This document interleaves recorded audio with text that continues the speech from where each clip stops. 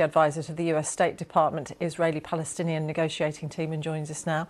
Laura, thank you for joining us here on The Context. What are you noticing about the change in tone towards Israel in particular from the Trump administration? Well, look, Trump has said explicitly that his trip is about money, not morality. He said God's job is to sit in judgment. My job is to defend America. That said, Trump is very responsive to optics, and there's been this very uncomfortable split screen all week where you have the president literally bloated from the Middle East feasts and the big deals that he's striking.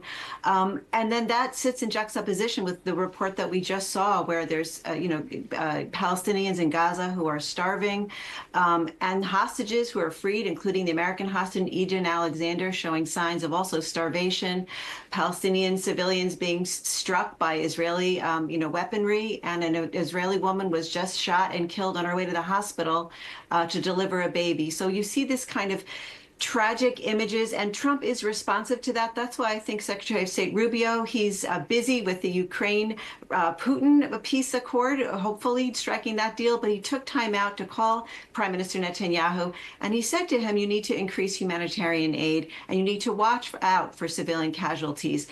More aid, less civilian casualties, that sounds a lot like Biden. The question is, can the urgency of the situation break the logjam? Trump says the force of his personality is what will overcome obstacles. Netanyahu might say it's the force of the fist.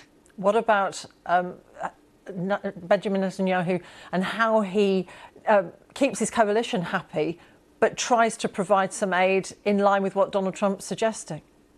Well, there's really a tension here, because what he's promising, Netanyahu has promised his coalition, is to dramatically escalate the military strikes on Gaza, on Hamas, in order to free the hostages. Right at the moment when Netanyahu is under pressure from the United States to increase humanitarian aid, it would be nearly impossible to deliver the kind of aid they're talking about. This Gaza Humanitarian Foundation, which has been backed by Israel and the United States, is promising something like 300 million meals in the first 90 days. I don't know how you could deliver that under fire. Laura Blumenfeld, former Senior Policy Advisor to the US State Department, thank you for talking to us. Thank you. Around the world and across the UK, this is BBC News.